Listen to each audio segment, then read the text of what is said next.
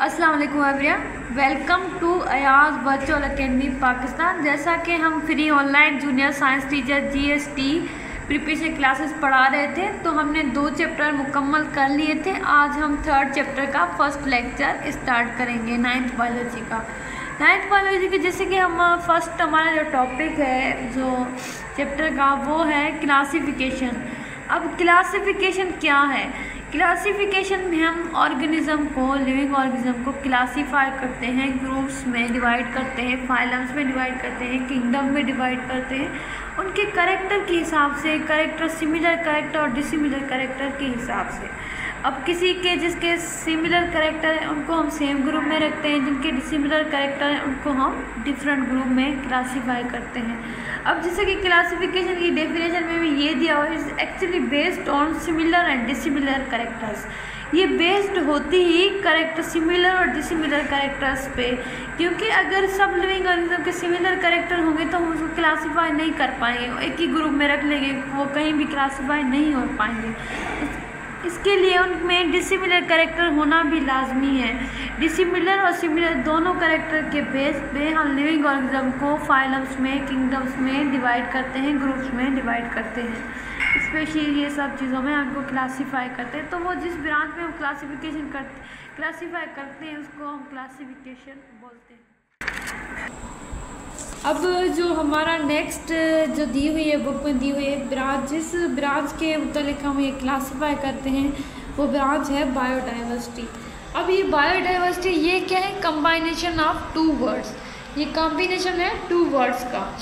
जैसे first word दिया हुआ है बायो। बायो का मीन्स आपको पता है कि लाइफ में जिसको हम बोलते हैं। डाइवर्सिटी मतलब वेरिएशन। लाइफ्स में, लिविंग ऑर्गेनिज्म में जो वेरिएशंस हैं उसको हम किस चीज़ में डिस्कस करते हैं, कौन सी ब्रांच में डिस्कस करते हैं? बायोडाइवर्सिटी में डिस्कस करते हैं। अब जैसे कि हम ये डेफिनेशन देख लेते हैं, thus it is defined as the biodiversity or biological diversity is the degree of variation। ये डिग्री है वेरिएशन की within or among the species exist on different region of earth। जो species different region of earth में रहती हैं उनमें जो भी वेरिएशंस है ना, डिग्री ऑफ वेरिएशन जो भी आती है ना, उसको हम किस ब्रांच में डिस्कस करते हैं? बायोडाइवर्सिटी में डिस्कस करते हैं। बायोडाइवर्सिटी में डिफरेंट स्पेशीज़ देखते हैं, डिफरेंट रीजन ऑफ अर्थ में जो स्पेशीज़ प्रेजेंट होती हैं उन रीजन्स में उनको देखते हैं कि उनमें कौन कौन से सिमिलर कैरेक्टर्स हैं, कौन से डिसिमिलर कैरेक्टर्स हैं। ये सारी चीज़ें हम डिग्री ऑफ जिनमें कौन सी वेरिएशंस हैं, कौन से डिफरेंसेस हैं, कौन सी चीज़ें सिमिलरिटीज़ हैं, वो सारी चीज़ें हम कौन सी बायोडाइवर्सिटी में डिस्कस करते हैं। इम्पोर्टेंस क्या है कि बायोडाइवर्सिटी की वजह से ही डिफरेंट प्रोडक्ट्स हमें मिलती हैं। डिफरेंट प्रोडक्ट्स कैसे? डिफरेंट मटेरियल्स हमें मिलते हैं। अब जैसे कि एक ही चीज़ के देखें, अगर हम फर्ज कर लेते हैं कि जो लिविंग ऑर्गेनिज्म सब एक ही टाइप के हों, कोई डिफरेंट टाइप के ना हो, एग्जिस्ट ना करे, तो हमें डिफरेंट प्रोडक्ट्स नहीं मिलेंगी। फॉर एग्जांपल सब एनिमल हों तो जो प्लांट में जो प्रोडक्ट हमें चीज़ें हासिल हो रही हैं वो नहीं मिलेंगी। या प्लांट में सिर्फ एक ही स्पेशीज़ हो तो एक ही स्पेशीज़ का कोई प्रोडक्ट जो होगा वही हमें मिलेगा, या फूड होगा वही मिलेगा। डिफरेंट मटेरियल्स जो हैं वो हमें नहीं मिलेंगे। फॉर एग्जांपल हम ये कंसिडर कर लेते हैं कि पूरी दुनिया में क्या है, सिर्फ एनिमल्स है और प्लांट्स हैं। तो जो एनिमल्स हैं हमें मीट मिल रहा है वो हमें नहीं मिलेगा। अगर एनिमल हो तो प्लांट है, नहीं होंगे तो ऑक्सीजन नहीं मिलेगी। तो इससे क्या होगा? प्लांट से की वजह से जो पॉल्यूशन होती है वो कम हो जाती है, वो भी अगर प्लांट्स नहीं होंगे तो नहीं मिलेगी। तो ऐसे डिफरेंट प्रोडक्ट्स हमें नहीं मिलेगी। तो बायोडाइवर्सिटी की इम्पोर्टेंस ये है कि हमें डिफरेंट प्रोडक्ट्स हासिल होते हैं बायोडाइवर्सिटी की वजह से, डिफरेंट वेरिएशन की वजह से। अगर वेरिएशन नहीं होगी तो ये चीज़ें हमें हासिल नहीं होंगी। तो ये सारी चीज़ें हमें बायोडाइवर्सिटी की वजह से मिलती हैं।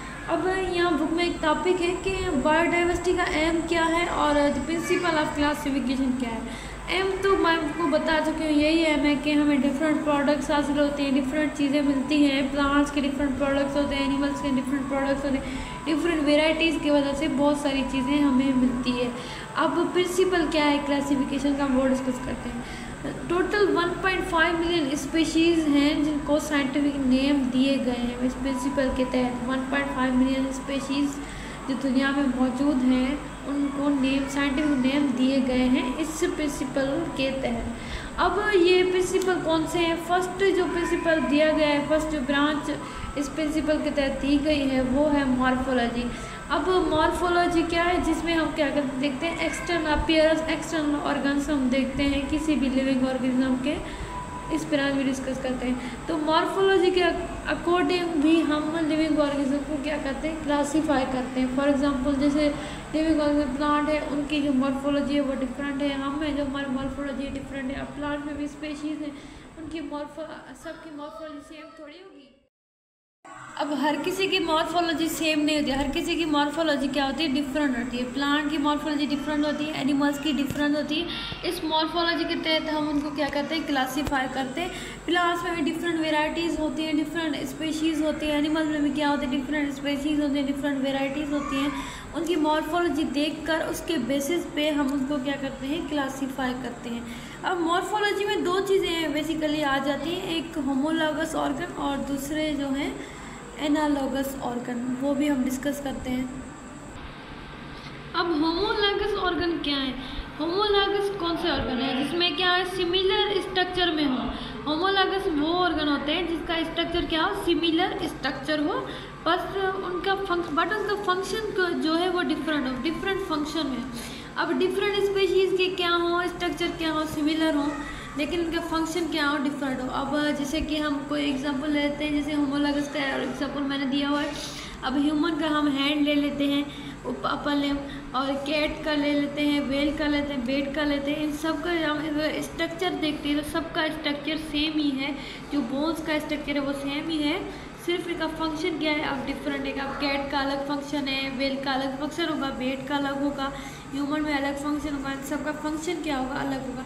तो होमोलॉगस ऑर्गन को देखकर भी हम ह्यूमन इनको क्लासीफाई करते हैं क्लासिफिकेशन में।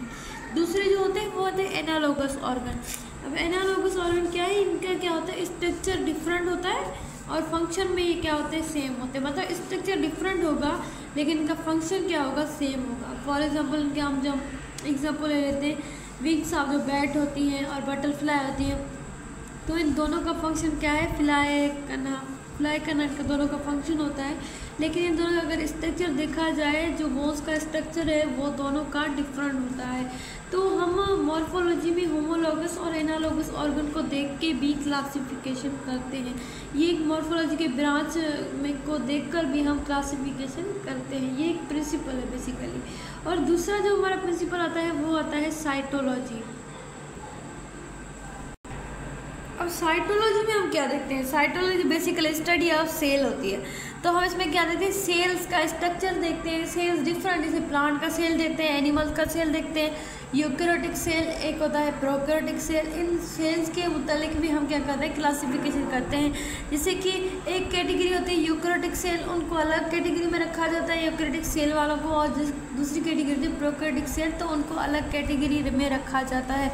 तो बेसिकली हम साइटोलॉजी को यूज़ करके भी क्या करते हैं, क्लासिफिकेशन करते हैं। अब जेनेटिक्स, दूसरी ब्रांच जेनेटिक्स को भी हम यूज़ करके क्लासिफिकेशन करते हैं। तो जेनेटिक्स को कैसे यूज़ करते हैं, फॉर एग्जांपल हम जैसे जेनेटिक्स को देखते हैं तो हम डीएनए देखते हैं, डीएनए में जीन, क्रोमोसोम, स्ट्रक्चर, ये वगैरह चीज़ें देखते हैं कि कैसे लिविंग ऑर्गेनिज्म का डीएनए होता है। हर किसी का सेम नहीं, हर किसी का डिफरेंट होगा, तो उनमें कौन सी सिमिलरिटी होती है, कौन सी डिसिमिलरिटी होती है, उनके मुतालिक हम देखकर उनकी क्लासिफिकेशन करते हैं। तो बेसिकली जेनेटिक्स का भी इस क्लासिफिकेशन में रोल होता है। तो साइटोलॉजी, एक मॉर्फोलॉजी, तीसरी जेनेटिक्स, इन तीनों ब्रांचेस का रोल होता है क्लासिफिकेशन में। इनका बड़ा रोल होता है क्लासिफाई कैसे किया जाता है लिविंग ऑर्गेनिज्म को।